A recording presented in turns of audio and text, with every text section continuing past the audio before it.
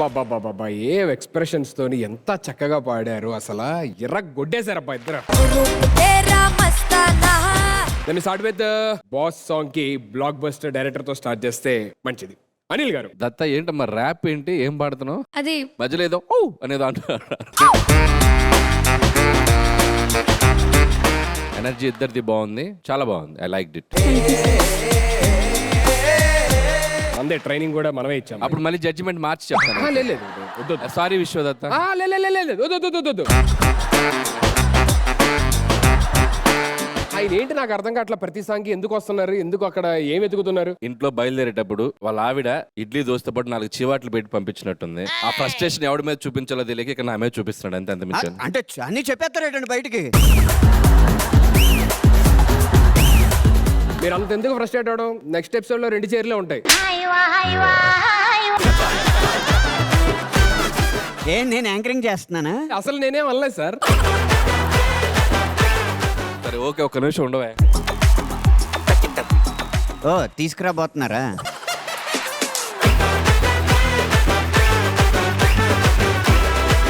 ఇప్పుడు హ్యాపీగా నేనున్నా, నా పక్క చైర్లో అమ్మాయి ఉంది, నువ్వు హ్యాపీగా జడ్జిమెంట్ ఇచ్చేయచ్చు. అండ్ మేము అడిగింది మాకు ఇన్స్పిరేషన్ ఇమ్మనండి, మిమ్మల్ని ఇన్స్పైర్ అవ్వమనలేదండి మేము. అసలు జడ్జిమెంట్ అంటే ఏంటండి? పాట విని ఆ పాటలో ఉన్న సొబగులు, గమకాలు, పదాలు, అర్థాలు, భావాలు, దాని వెనక షో చరిత్ర. సాక్షిగా ఒకటి చెప్తున్నా, ఈ రోజు నిజంగా చెప్తున్నాను. అక్కడ నుంచి ఆ జడ్జిమెంట్ ఉంటే ఒకలా ఉంది, ఇక్కడ నుంచి ఇంకా బ్యాడ్ గా ఉంది. That guy is worst, yaar. ఓ జడ్జిమెంట్ నేను ఇవ్వలేదా? మీరు జడ్జిమెంట్ కన్నా వేరే దీని మీద ఎక్కువ కాన్సన్ట్రేట్ చేశారు. విశ్వదత్త, కృతి సార్ ఇద్దరికి చెప్తున్నా, గొంతు తేరా మస్తానా, గుండె మేరా దీవానా. 90ల్లో 20 సంవత్సరాల ముందుకు ఆలోచించి చేసిన పాట. ర్యాప్ అన్న కల్చర్ కి నార్త్ ఇండియాలో అప్పుడప్పుడే చిగురులు వస్తుంటే దాన్ని తీసుకొచ్చి మన తెలుగు సినిమాలకు పరిచయం చేయడం. 90ల్లో అద్భుతాన్ని మళ్ళీ 2025లో చూపించినందుకు మీకు అభినందనలు. సార్ మీరు ఎక్కువసేపు ఇన్స్పైర్ అవుతున్నట్టున్నారు. నేను అక్కడికంటే ఇక్కడ బాగానే ఉంది. అతను అనంతం చాలా బాగుంటది. అమ్మా ఏమమ్మో ఏం నాన్నో నాయన, వీళ్ళిద్దరి మధ్య నేను అసలు ఎంత కష్టపడుతున్నానో ఎవరికి అర్థం కావట్లేదు. అసలు మీకేం కష్టం అండి? నన్ను మమ్మల్ని మాట్లాడనిస్తారా లేదా? విశ్వదత్త, నువ్వు ఏ పాట తీసుకున్నా చాలా బాగుపడతావు, చాలా చక్కగా పాడతావు. ఎలాంటి పాట తీసుకున్నా పాడతావు, పాడగలవు నువ్వు. ఈ పాట చాలా క్యాచీగా ఉంటుంది అందరికీ కూడాను. ఆ హుషారు మీరు తీసుకొచ్చారు, ఇద్దరు తీసుకొచ్చారు. All the best. Thank you so much both of you. ఒక్కసారి దీనికి ఆ మాప్ స్టిక్ స్టెప్ అయ్యిందే ఎందుకో కంప్లీట్ అవ్వదు అనిపిస్తుంది. అది కూడా బాస్ అని డైరెక్ట్ చేసే డైరెక్టర్ అండ్ మంచి గ్రేస్ఫుల్ డాన్సర్, అదే విధంగా ఒక భయానక్ డాన్సర్. ఫ్లోర్ క్లీన్ చేయాలని ప్లాన్ చేశారు కదా మీరు? లేదు సార్,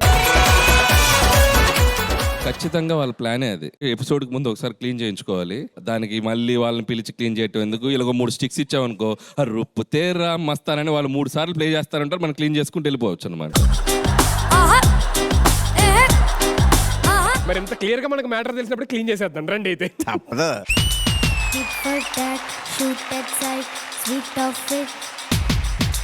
చిక్కు చిక్కు చిక్కులెట్టు సోకు సోకు సోకులెట్టు జాము జాము జాకపోటు.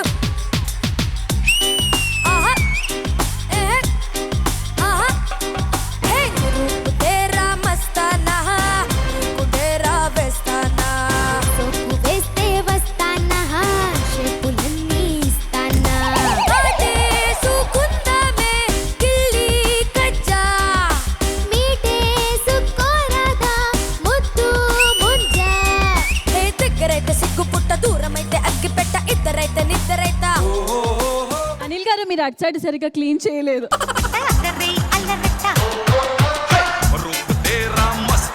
అనంత్ బాగుంది. అనంత్, నీ కాస్ట్యూమ్ కి స్వీపింగ్ చాలా బాగుంది.